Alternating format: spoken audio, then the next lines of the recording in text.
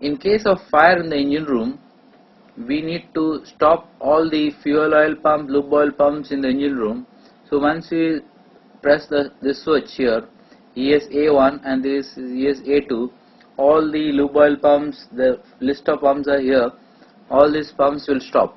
So in the next you can see emergency stop ESB1 and ESB2. You can see all the engine room vent fans and blowers and other list of all these lists are here, auxiliary boiler, all will stop. This is in order to make sure that the fire can be reduced and no oxygen can be there in the engine room, so we cut off the fans also. In case of a fire in the engine room and you want to stop all the fuel oil pump and the lube oil pump, we have got emergency switch at the entrance of the engine room and also in the foam room and also in the ECR, engine control room.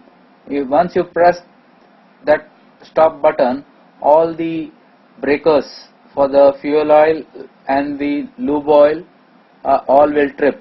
So today we are going to try out the trip. So I run the video for you.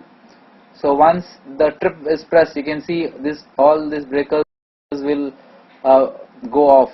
You can see this. Just once you press, the breakers will go off. You can see this. You see all the breakers have gone down here. This one, this one. So the duty engineer right now is resetting it. To reset, what you have to do is you have to push it up and down. Here you see this.